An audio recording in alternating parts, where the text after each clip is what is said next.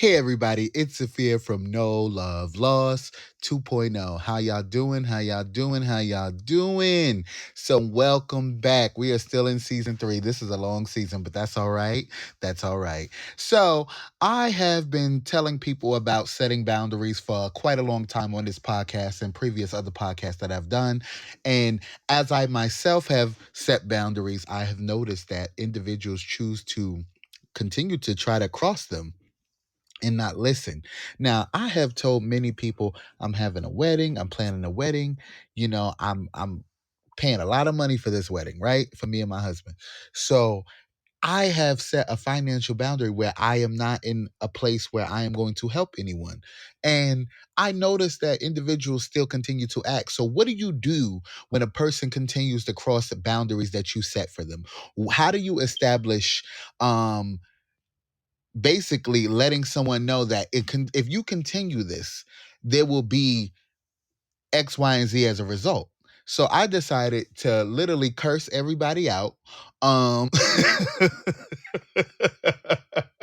and I know it's just like, wait a minute, that was your solution?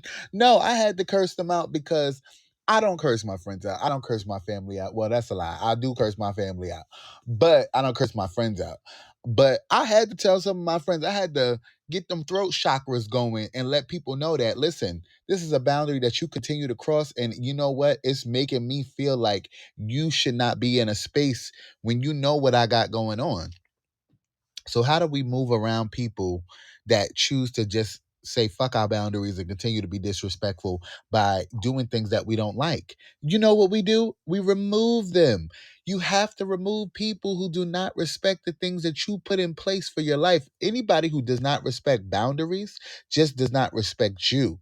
And I tell people, your actions speak louder than what your words will say. If you say you understand that I set a boundary and you continue to cross it, that means that you don't respect it. So that means you don't respect me as a person. So why should I allow you to stay in my space? So what I have done is I decided to remove people, not completely out of my life, but I have definitely, made my circle a lot smaller over the last 6 months. And then people don't understand why. You have to understand that people are not conditioned to help you because you need help. Help your fucking self. And I don't mean to say this to be mean, but I always tell people, as hard as I work, you could just work as just as hard. I'm a hard worker. I have my hands in a lot of things to provide for my family, make sure my family has everything they desire, need, and want. So if I could do that, then you can do the same. You should not depend on others to support you and your family when you created a family. We are now adults.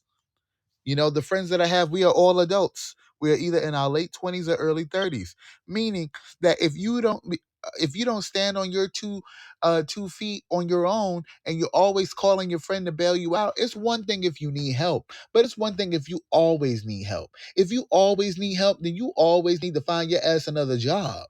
And I don't feel like I'm wrong for that. I feel like people have been conditioned to feeling like asking for help is a use that they get to keep using over and over and over and over. No, what it comes down to is you get to ask for help, but you don't get to keep asking and expecting to keep being gave to. And nobody's going to keep giving to you. Nobody's going to keep giving everything they have when they're trying to build something up for themselves. You cannot sit here and allow people to be in your life and take from how you try to build for yourself. As an individual, you should want to build yourself up. And sometimes that requires us not to give. And that doesn't always just mean financially. Sometimes that means emotionally. Sometimes that means our time.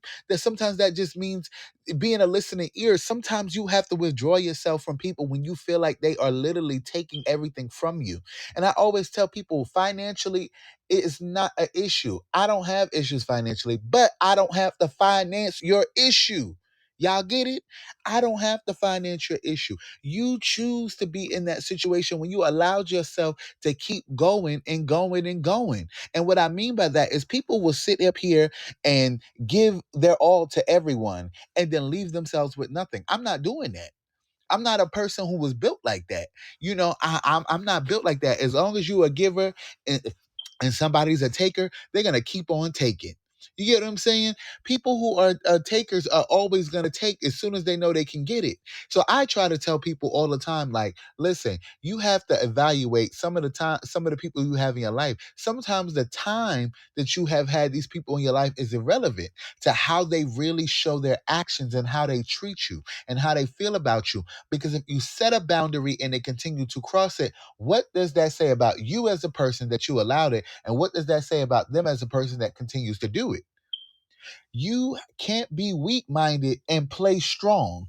It does not work like that. Life does not work where we get to be weak and then act strong in front of others. Either you are or you aren't. And what I mean by that is sometimes we find weakness in helping people that we continually have usually helped. And people will guilt you into helping them. People will make you feel bad about their situation, even if it has nothing to do with you. Like, come on. I've been close friends with people for years who have never asked me for anything but my friendship. And that is the truest love that I have received in friendship, is people who have asked me for nothing. And I don't even mean just finances. I mean people who absorb you emotionally and take all your energy. Sometimes it don't have to do with financial for somebody to take from you. Sometimes people could just take your energy by spending all that negative energy speaking about things that are so dead. I don't understand why people want to talk about dead situations and dead people. And what I mean is, if a person in a situation is dead to you, stop invoking and giving it the right to live within your present. You can't call something from the past if you still living in it. And what I mean by that is, you can't say you let something go and every week you are having a conversation about it. Now, I'm not telling you not to heal. I'm not telling you not to feel. What I'm telling you is, if you're going to continue to stay in the past, you have to realize that you are never going to grow. And you're never going to grow beyond what you are known for. And that is being emotionally manipulated, financially abused, and used. And if that's what you choose, then you have that right. But don't sit up here and cry to people about people taking advantage of you, and you sit up here and continue to allow it. People have to realize that we are in control of our own decisions when we get to a certain point in life. A lot of people are still have that child mindset, and they really haven't grown up, and they only know what they were taught instead of going out there in the world and learning for themselves. A lot of the times it's easier to just go by what you're taught. We're supposed to navigate this life on the plane that we choose, meaning that our parents, our families, they can give us tools, but we decide what to build with them. We have to build what we want for our lives, not just what we were told, not just what we were shown. We have to sit up here and navigate a life of our own, meaning that everything that we learn, sometimes you have to unlearn things. Sometimes you have to unlearn to be such a giving person. Sometimes you have to unlearn to stop being a taker. Sometimes you have to unlearn to stop being a broke ass bitch. And what I mean by that, and broke ass dude, and what I mean by that is, some people are okay with being in that space. And what I mean, and what I mean, and I'm going to keep saying what I mean, is that space of being stuck, because that's all they know. It's like somebody who lives in poverty. It's they get accustomed to it, they get used to it, and they see no future outside of it. Versus somebody that can live in poverty and see and establish and build a future for themselves. Not saying it's going to be easy, but what it takes is the willpower to control and navigate and create and build what you want for yourself. I feel like a lot of people are conditioned to being in survival mode and not realizing that you can get out of that survival mode if you allow yourself to. If you consider yourself a strong person, you are going to build off of your weakness, and you're going to build a foundation that is strong, that will give you the ability to break those family curses. Sometimes people have to realize that the curse, you are meant to break it. You are the person that is supposed to be different from everybody else in your world. This world was not created for us all to follow suit into what people think we should do. We have to navigate and paint the damn roads to our lives on our own. on our own accord, on our own respect, on our own boundaries. We have to take what we learn and do what we feel is best for us to navigate the life that we desire. And I feel that I'm in a place where I have done that. And now that people have crossed those boundaries and they realize that I'm not going to continue establishing relationships with them, now they want to seek my encouragement. They want to seek my guidance. They want to seek my heart. They want to seek love and friendship from me. But now I'm in a place where I'm good. I'm good on everything that is not for me. I'm good on everything that does not belong to me. And what that means is sometimes friendships have to end. It doesn't matter. I had a friendship that I was friends with somebody for 16 years. The friendship ended not on bad terms, it just ended. And I respected it and they respected it and we moved on. Because sometimes in life you realize that people do not fit in the scope of the journey that you have for yourself. And you have to remove them in order to be the best version of yourself. That's how I feel. Doesn't mean I'm right, doesn't mean I'm wrong. What it means is that I have created a path for myself that I chose to navigate and I chose to sit here and push forward and live a life basically on what I choose to do. I love both of my parents, but half of the shit they taught me, I do not use.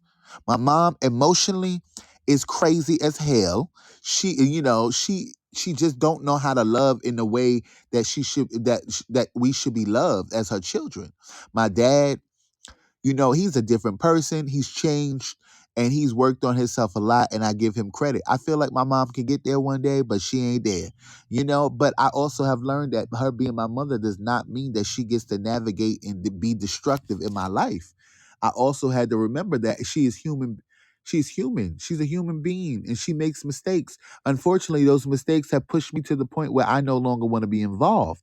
But that's part of life. Sometimes, even with your family, your parents, you have to remove yourself. And it's not because you don't love them, it's because you have to love yourself more than them. You have to love yourself enough to create a path that doesn't create chaos and confusion and drama and mistakes, because that's all we are conditioned to knowing when we grow up in trauma households. Households who do not respect their children. Households who allow people to be around their children who shouldn't be around their children. I continue to tell people and advocate for people to do better. Do better. Do better than what you learn. Because half of the shit we learn, honestly, it ain't no good. Honestly, it's not. And we have to find that own path on our own to find out what's good for us. Make sure you follow No Love Lost 2.0 on YouTube, iHeartRadio, Spotify, Apple, and Amazon Music. You can stream on all platforms. New episodes come out every Monday at 4:15 a.m. Eastern Time or Tuesday at 4:15 a.m. Eastern Time. It all depends on the holiday. Make sure y'all continue to show the podcast some love. And don't forget, it's one love.